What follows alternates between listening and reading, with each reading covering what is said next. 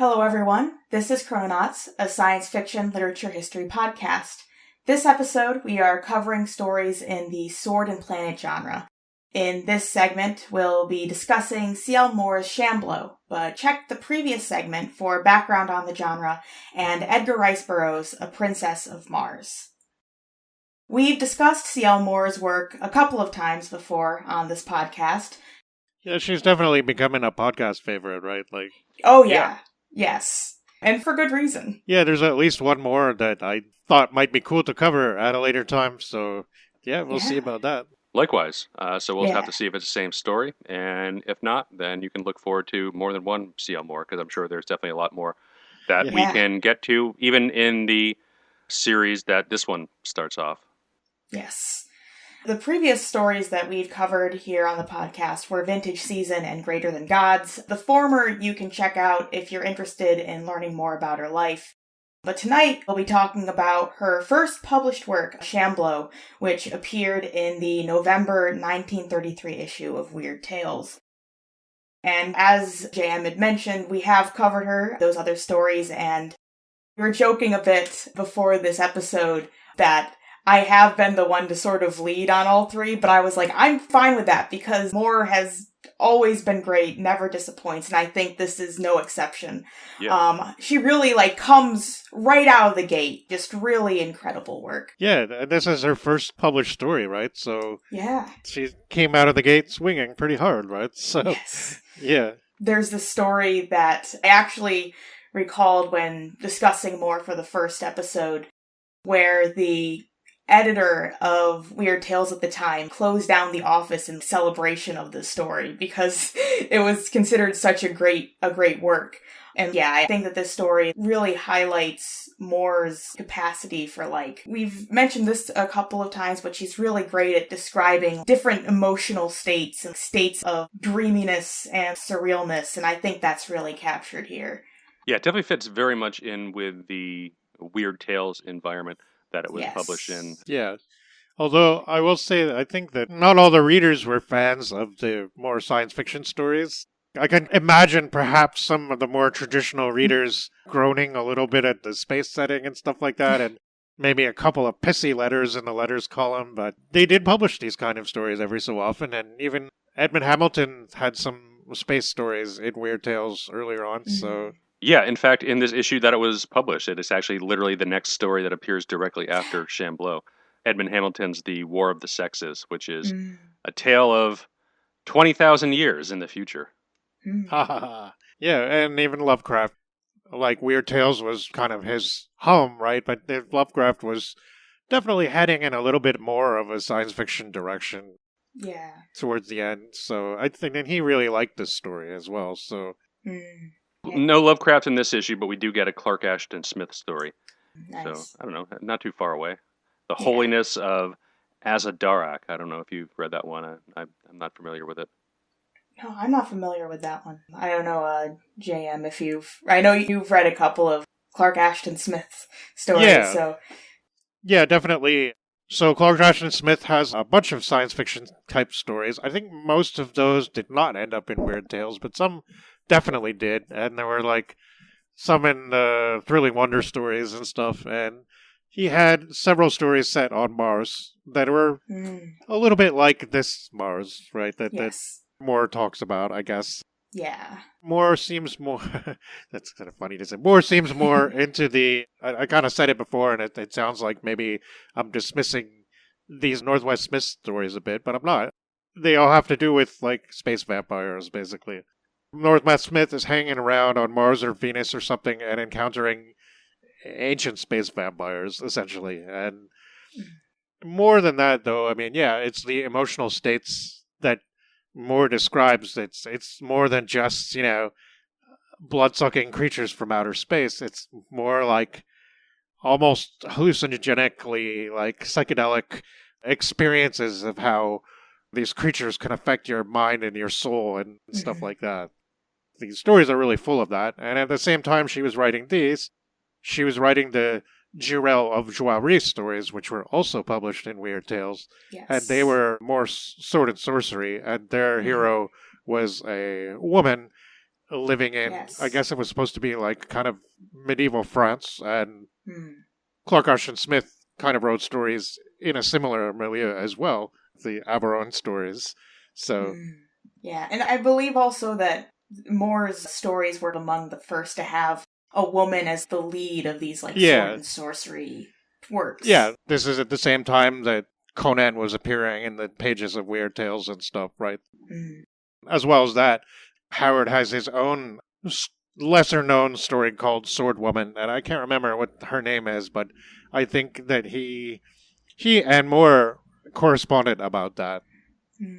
There's this interesting crossing of all our paths here with the different writers and so on, and we'll be seeing more of that in a little bit, but yeah.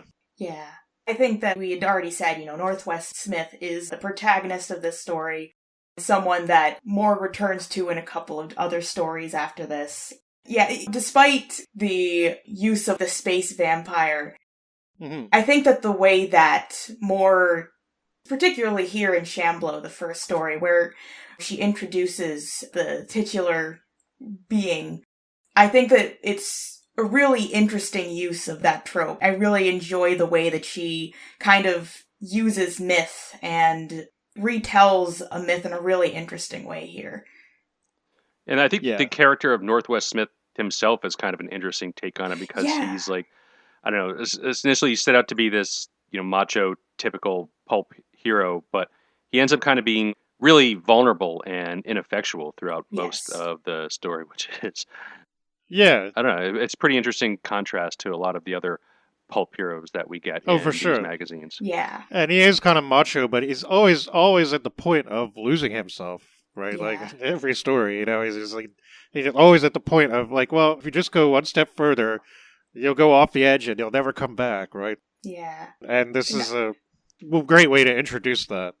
Yeah. I did read this interesting article about this story. It kind of tackles like this idea of like, well, some have criticized this story and more for falling into the trope of, killing the woman alien, that the woman alien is the danger and like this sexual threat that has to be conquered so that masculinity can prevail sort of thing. But I think that because Northwest Smith, he isn't like this bastion of masculinity, and also he is changed by this experience by the end of it. I think that it's more subversive than that. Yeah, I agree, definitely. Yeah, definitely.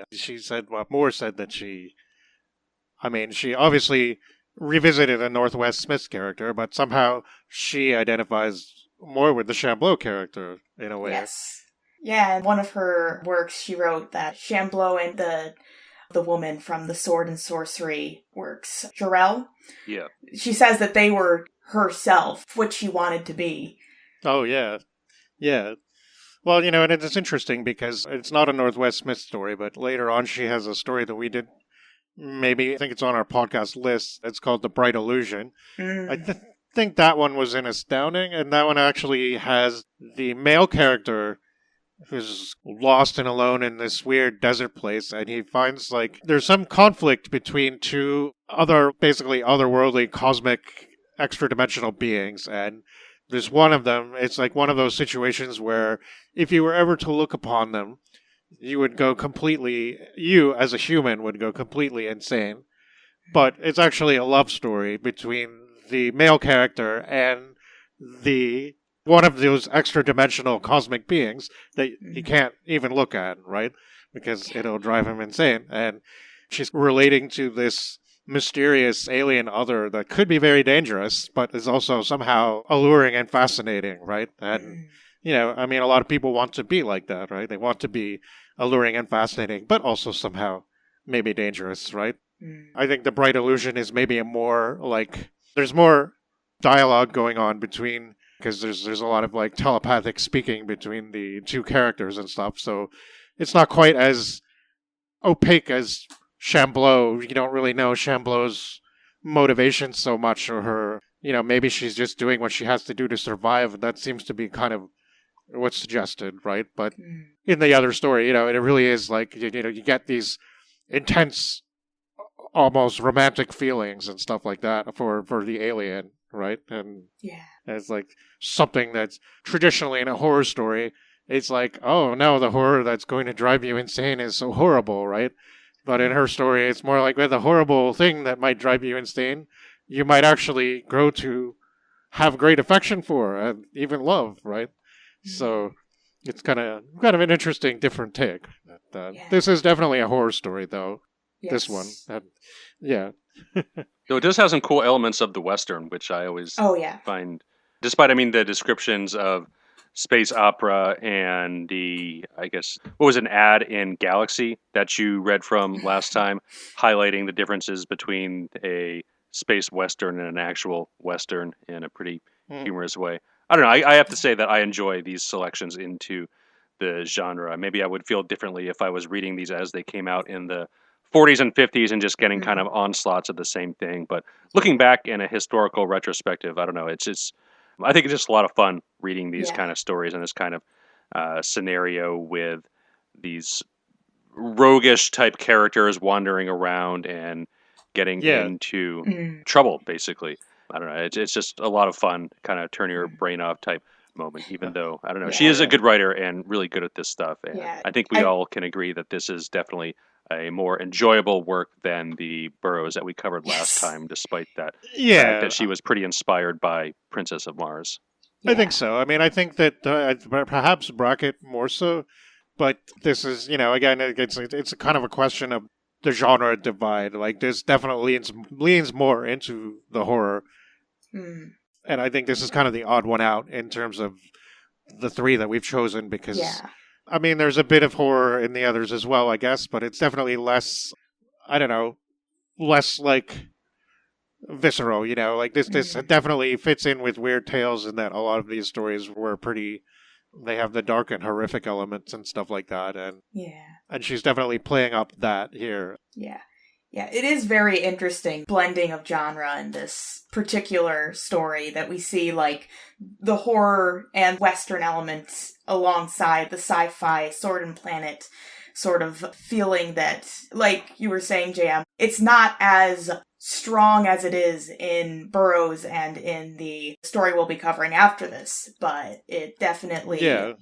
It's there, but there is a lot more elements at play and like a lot more genre tropes at play. I think that's why it's a perfect fit for Weird Tales, because Weird Tales is just like, I don't know, it's before it becomes a set formula where everybody's doing like their micro niche. It's just like a lot of stuff all mixed in the mixed together. It's very much an amalgamation. Yeah, and that's cool. Yeah. That magazine in particular did seem open to, maybe it had its ups and downs like all the others, right? But it did seem open to a little bit of just like, we can have all kinds of different stories in here as long as they have this frisson of the weird about them. So there's really all kinds of stuff in there. And not everybody was going to like everything, but people loved the magazine for the feeling it had. And then you got everything from Conan to ghost stories to science fiction stories, right? There's quite a variety, really, when you think about it, considering especially that a lot of the other popes were so singularly directed. We were talking about planet stories, but alongside planet stories, there was jungle stories, right? It was like, every story is set in the jungle, right? And they all probably have pretty much the same formula. And then you had like air wonder stories where every story was about airplanes and like... Yeah, as I said before, there's an Edmund Hamilton in this. There's a Clark Ashton Smith in this. And the teasers of the other stories that are written by authors I don't recognize are Lord of the Fourth Axis by E. Hoffman Price, which is a thrill tale about a malefic conqueror from the fourth dimension. Nice. As well as On Top by Ralph Allen Lang, which is a short story of the Old West and a man who was shot dead yet came out on top. So, even with these two stories, it's much more of a blend on top of it than, Air Wonder stories or even Planet stories, which is still pretty awesome, and it'll be a lot of fun when we talk about that one. But they definitely found their niche, I think, of what they published. Yeah. And this one, too, it's really awesome that it's set in a futuristic Mars setting, but it could almost be like a mythological story or something like that. Like, I don't know. Did anybody else think of the Gorgon?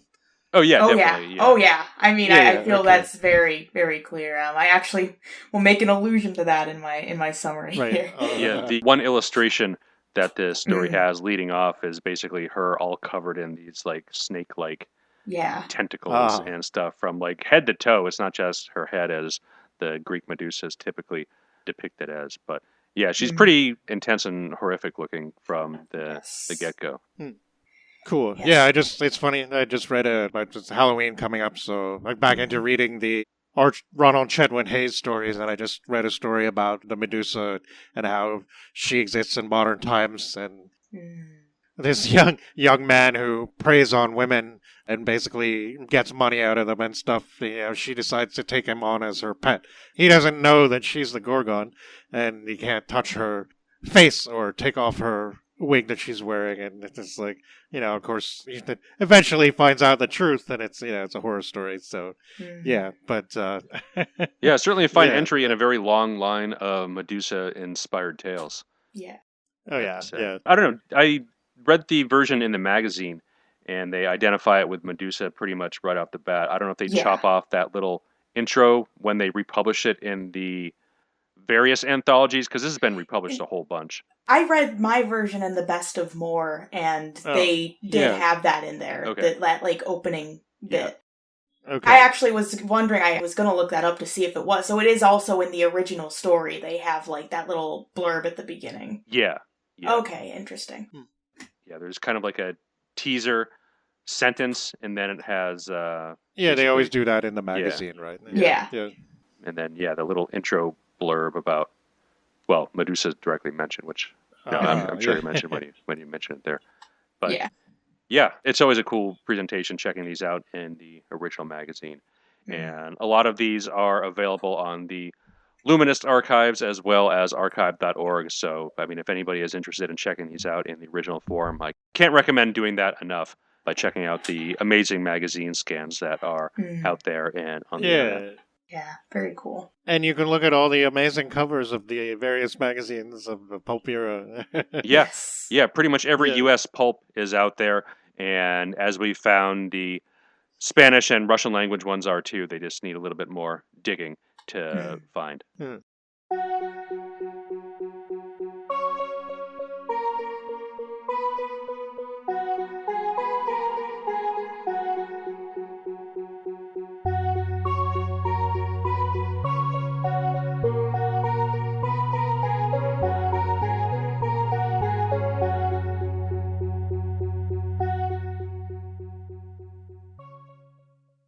Shambleau! Ha! Shambleau! These are the words spoken by the mob overheard by Northwest Smith, a well-known man in Lacterol, an Earth colony on Mars. Along with these words, he sees a figure running from this mob, a red woman who runs into Smith and collapses at his feet. Affected by her distress, he decides to defend her from the mob. Facing the group with gun in hand, he lets off a warning shot at the pavement in front of him when they advance towards them, and asks if they're crossing that line. When one member of the mob tells him they want the girl, who they say is Shambleau, he warns they'll have to go through him first, and claims she's his. Unexpectedly, the crowd draws back in surprise, then disgust. It's his, one yells, and spits at the pavement before turning from Smith. Once everyone else disperses, he turns to regard the woman, who very clearly isn't human. She has feline features, 4 digits on her hands and feet, and a turban wrapped around her head. When she speaks to Smith, it is with difficulty. She calls herself Shambleau and says she's from long ago, far country. Smith takes her in, bringing her to his lodging to stay until she's ready to leave, and heads back out on the town. He's waiting for a friend, a Venusian named Yarrell, to arrive at the colony to conduct some shady business, but goes out for drinks while he waits. When he returns, the woman is there, waiting for him. He draws her close and kisses her, but feels revulsion and pushes her away. He sees that a lock of hair has escaped her turban, and in the instant appears to squirm against her cheek before she quickly tucks it away. It's over quickly enough that he believes he imagined it, drunk as he is. He goes to sleep. When he does, he has a dream of waking up in the middle of the night and having something snake-like around his throat, a creature that causes him revulsion in his soul, but gives him physical pleasure that prevents him from fighting, paralyzing him. Eventually, his consciousness slips, and he awakes the next morning, unable to remember the details of what he dreamed. Leaving the woman after telling her about where some food in the room is, Smith leaves again on business, stopping by the spaceports and saloons, picking up news as he did. On his way back to his lodging, he picked up a wider variety of food for the woman, unsure what her diet consists of. She refuses to eat any of it, nor has she eaten anything else in the room, to which Smith exclaims that she must be starving. She denies this, saying she shall feed soon. Disturbed, Smith asks what she eats. Blood? But she laughs at this. She isn't a vampire, she's Shambleau. Eventually, Smith heads to bed again. He awakes soon after, noticing the woman is awake and sitting up on her pallet. He watches her take off the turban, and as locks of hair fall onto her face, he sees them move and crawl. The mass of hair, or worms, grows, falling down her shoulders while Smith sits up and stares, unable to look away. She turns to look at him, moves towards him, and Smith realizes that he's looking at Medusa, a thought that stirs him to movement. However, she raises her arms to him and he embraces her, realizing his dream the night before was reality. 3 days later, Yarrell arrives at Lacterol to find the dealings in which he and Smith were involved in chaos. Learning that no one has seen Smith over those past 3 days, he heads to the place his friend is staying, worried. Smith has always been reliable in the past, and the only explanation is something physically preventing him from completing his business.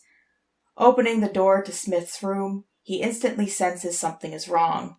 He then sees a lump that, eyes adjusting to the dim light, appears to be a writhing mass of tendrils, and instantly shuts the door behind him, getting his gun ready. He calls Smith's name, and the mass opens to reveal the human, blank with ecstasy and terror. He tells Yarrell to go away, unmoved by the Venetian urging to get up and come with him. As the woman unveils herself, Yarrell instinctively covers his eyes with his arm and refuses to look at her, despite a part of him feeling compelled to do so. He reaches blindly for Smith and manages to pull him away from the being, but feels the tendrils wrap around his ankles and up his legs. He kicks at them, then remembers something he read long ago, and, using the mirror in the room to look at the woman, shoots her. Smith gains consciousness with Yarrell at his side, who gets him to drink some alcohol. When the memory of the past few days comes to him, he attempts and fails to sit up and asks his friend what happened. Yarrell explains that the Shambleau are one of the oldest races, mysterious and mostly unknown. What is known is that they're a species that feeds on the life force of other beings, using hypnotic powers to cause them pleasure as they do, making them addictive even as they are deadly. Yarrell says that Venus has myths about them, and Earth does as well. It was the story of Perseus defeating Medusa that aided Yarrell in the defeat of their Gorgon. Yarrell then asks Smith to promise him that if he encounters another Shambleau, he'll kill it on the spot. "I'll try," he said, and his voice wavered. Yeah, I like that. It's Yes. like, he's not sure. Yeah. The thing about this story, not just this one, but I think most of them, is that the Northwest Smith ones, that is. I can't remember exactly how many stories there are, maybe 5 or 6 or something. Some of them are a lot shorter than this one. I think I've read all of them at this point. I'm not 100%, but I think so. They just always have, even though Northwest Smith is a hero, and yeah, they usually kind of follow a hero narrative a little bit, there's always this melancholy about it. There's always this, like, sadness, you know. It's feeling, too, with the setting, is that Mars is very old, and it's a very dry and desiccated and lonely place, and there's Northwest Smith surviving in this lonely place, and Shambleau, too. She's surviving in a lonely place, and this Yarrow character, too, he shows up in a couple of the other stories, and he's often pulling Northwest Smith out of trouble. Well, got a little more of that spaceman's common sense, I guess. Whereas Northwest Smith got a bit of that without all the brawn and maybe instincts. He's got a bit of that Conan-like feel for the great abject melancholies and stuff, the poetic melancholies. The space vampires that he has to face, they're more than just bloodsuckers. Yeah. Yeah. I do also really like that last line, and it is very much a vulnerability too that's in that line. Yeah. He isn't a John Carter. No, and if his friend hadn't burst in there, he would have been pretty much devoured or whatever happens to a Shambleau's victim. Yeah. Yeah, it is Yarrow who arrives and saves the day rather than Northwest Smith. And I kind of enjoy that sort of subversion there. I think if this story had been the only one with Northwest Smith, I really almost would expect it to end in him getting, I guess, devoured by the Shambleau. And it just ending like that. It's funny when you look at it now, because we're not in 1933 anymore. We are not reading Weird Tales back then. We don't really have to read the stories in the order in which they appear. I could kind of picture somebody saying, well, she said everything she needed to say in the first story in Shambleau. Why did she keep revisiting the character again, right?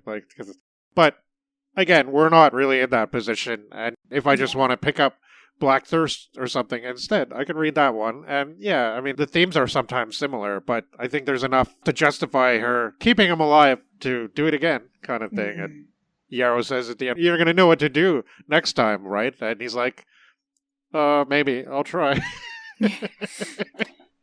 Yeah. I can't promise anything, actually. I will say that I do remember a long time ago, before I knew much about Moore, I read Tree of Life, which is another Northwest story. And I don't remember it too well. It was probably over a decade ago. Yeah, I reread that one a couple years ago, or last year a couple years ago, or something like that. Yeah, that's a good one. Yeah. At this time, you did have a lot of people in the pulps that would have these characters and settings that they reused. But I feel like this ending is great. There's something so ambiguous and something really intriguing about it that I kind of wish a little bit that this was the last story. Like, it was just this one-off, but knowing more, I'm sure the other stories are also similar in par with this one. Yeah, there's also the practical reason that these were all more or less published within a little bit less than 3 years of one another, basically through 1934 and 1935 and 36, with this being the earliest one. So, she was selling them regularly to Weird Tales, who was buying them regularly. So it's a good source of income for her to keep a popular character going. Especially when it's like her first hit and people just want more of it.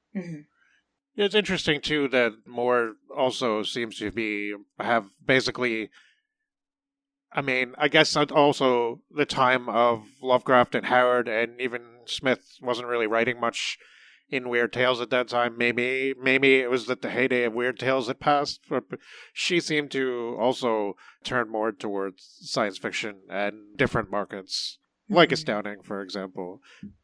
And that's also where Vintage Season was published. So she wasn't hitting all the markets at once like some of them were back then, necessarily.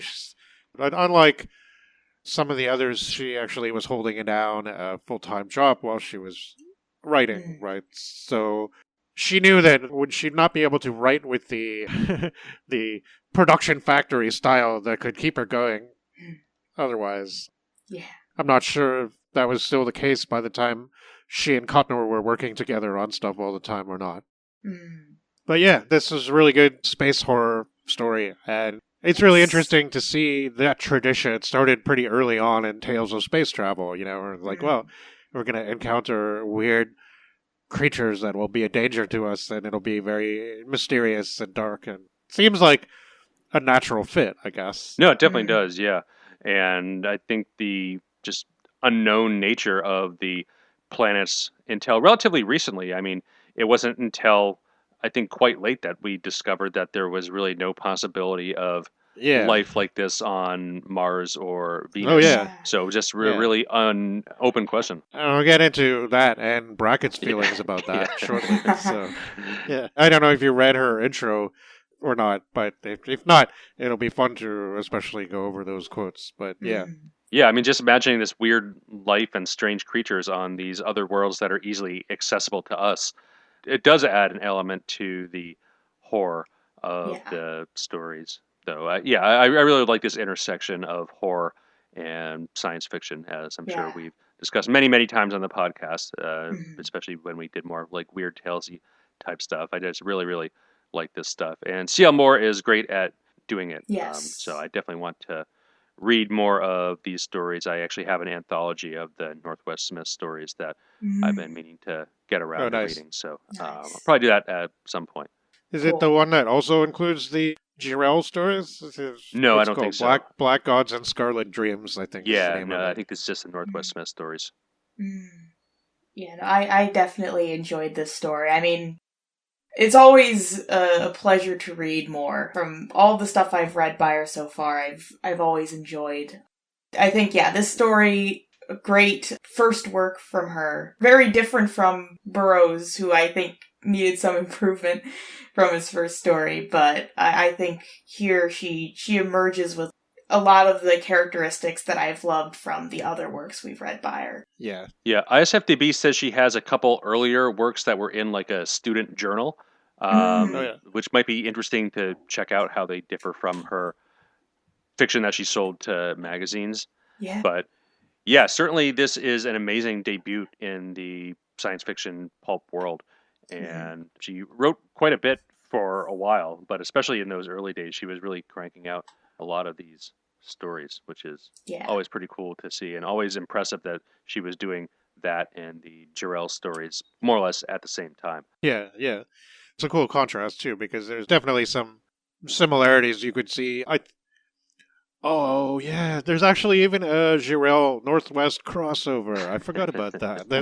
She actually does that in one story. I think it's brief, but the Jirel stories get kind of weird after the first one. Like, there's definitely some extra dimensional stuff going on and some basically aliens, but and then there's romance, and it's pretty cool. Yeah. Definitely one for the sword and sorcery fans, but also something a little extra with her touch there. Combining sword and sorcery and sword and planet together. It sounds like a fun little genre mix there. And there's a lot of hints of that from other writers in the genre who Atlantis is such a common setting, right? That it's always this like decadent, futuristic type Atlantis with technology and stuff like that. And you putting your ancient type, almost barbarian heroes and stuff like that up against that kind of stuff and seeing how they make out. You see that even here. In both Sword and Sorcery and Sword and Planet, there has to kind of be a sort of future and past colliding, you know? I've always loved that. Yeah, it's definitely a lot of fun, because a lot of the tropes are more or less the same and very similar, and the costumes are also the same and very similar, which is, I don't know, why I'd like to see a lot more of this stuff on film, and you probably really don't for the reasons that it probably costs more to film than just a regular sword and sorcery movie, when you don't have to do, I guess, elaborate future settings. But there's some out there that are definitely pretty cool. I mentioned that one last time, right? Yeah. Yeah, it would be interesting to see the Northwest Smith stories adapted.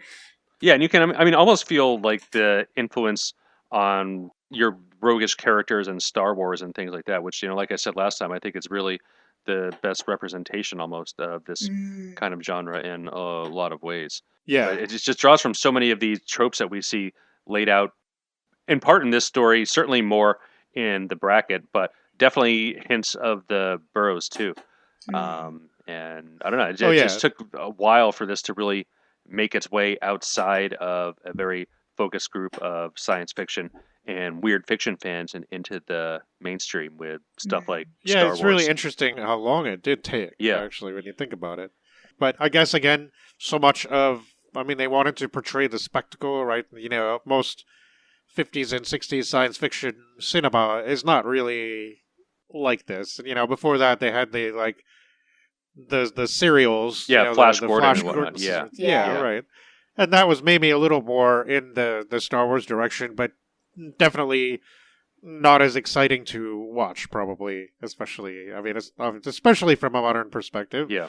But I'm sure a lot of people really got into those at the time. But it's very different. And we're going to talk about that very shortly, actually, because this is kind of a big deal, and it continues with the refrain we sort of started with the Burroughs episode when we were talking about what space opera might be and what the interplanetary hero story might be. And yeah, I think we're going to get a little more into that. I don't really have anything else to add about this particular story other than, yeah, it's awesome. Yeah. Yeah, this is great. Read it in one of the many more anthologies. Read it in Weird Tales. Yeah, I really like this one. Yeah, also agree with that. Yeah. Yeah, I just think this is definitely worth reading. Yeah. Yeah. And some really good stirring prose in both this and the next story, which we didn't really get in the one we talked about last week. And that was a big thing that I was missing, I think.